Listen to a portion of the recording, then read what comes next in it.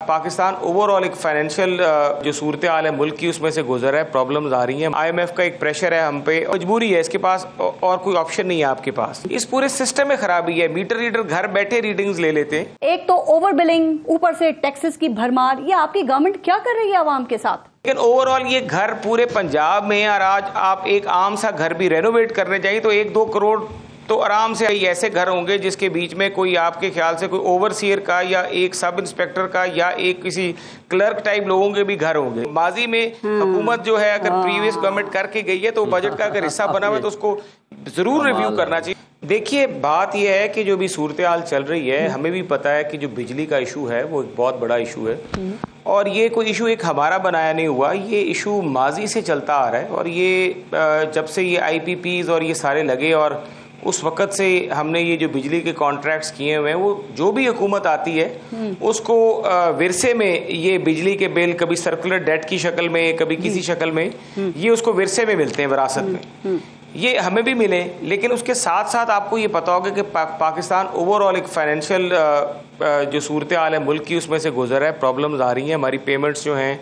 IMF का एक pressure है हम पे और वो प्रेशर जो है उसको भी ज़ाहिर है इस वक्त हैंडल करना ज़रूरी है क्योंकि मजबूरी है, इसके पास और कोई ऑप्शन नहीं है आपके पास। आप ये नहीं कह सकते कि हम, लेकिन हमें ये उम्मीद है कि विद इन 2 to 3 months इंशाल्लाह ताला हम इस क्राइसिस में से बाहर निकल आएंगे और गवर्नमेंट जो है इस वक्त अपनी पावर पॉलिसी भी, ये जरा आप टैक्सेस तो देख लें बिजली के बिल में, एक तो GST, फिर FC सरचार्ज, फिर ये फ्यूल प्राइस एडजस्टमेंट और फ्यूल प्राइस एडजस्टमेंट के ऊपर भी GST, उसके बाद ये ED चार्ज, फिक्स्ड चार्ज भी लग गया है। इतने सारे टैक्सेस गवर्नमेंट ने लगा दिए कि अब उनको समझ नहीं आ रहा तो बाकी टैक्सेस फर्दर और एक्स्ट्रा टैक्स के नाम से टैक्सेस लगाए गए हैं। ये तो मान लें कि ये जुल्म नहीं है आवाम के ऊपर,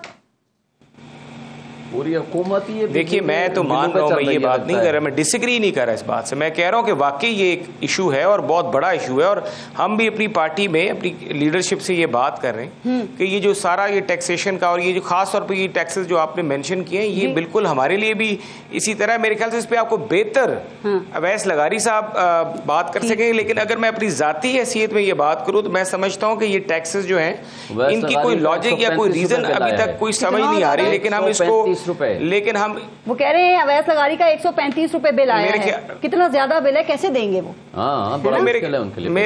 मेरे ख्याल से अगर हम अपनी बारी पे बोले ना सारे तो वो बेहतर होगा, टॉक शो अच्छा निकल जाएगा। अच्छा रांझा साहब, एक वारदात जो आवाम के ऊपर डाली जा रही है ना, मैं चाह रही हूँ इस पे जरा मैं आपकी राय लूं कि एक वारदात जो आवाम के साथ डाली जा रही है, और वारदात का लफ्ज मैंने इसलिए इस्तेमाल किया है क्योंकि ये सीधा सीधा जो है ना ये डाका है और जिसका हुकूमत को नोटिस लेना चाहिए कि जिसके यूनिट्स 200 से कम है ना, वो बिजली में उनके यूनिट्स मजीद बढ़ाए जा रहे हैं ताकि वो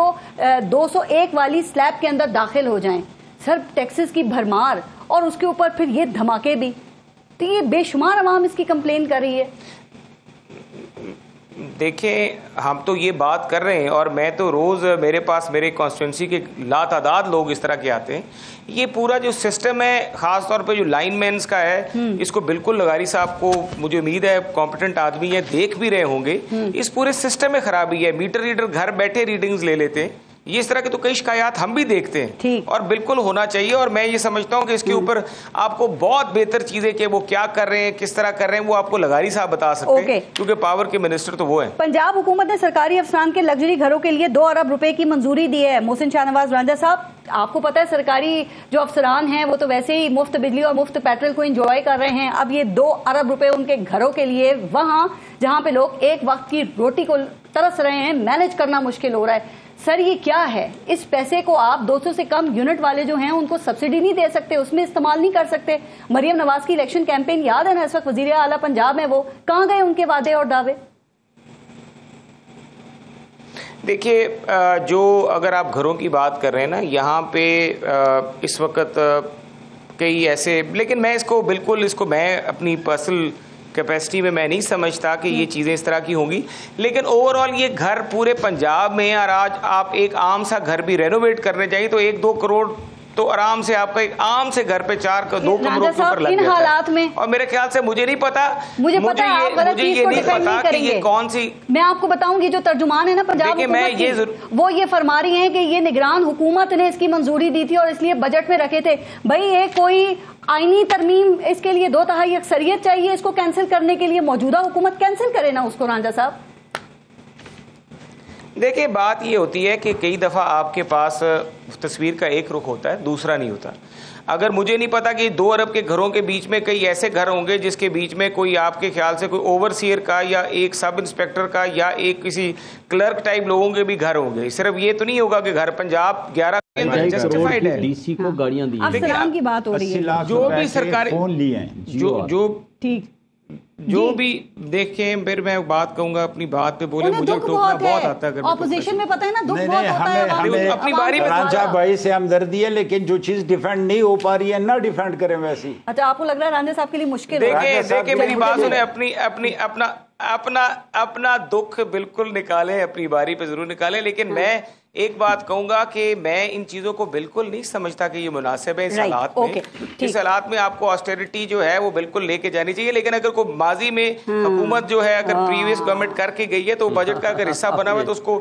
जरूर रिव्यू करना चाहिए। और मैं खुद अपनी कैपेसिटी में ये मैडम चीफ मिनिस्टर से जरूर बात करूंगा कि इसको रिव्यू करें।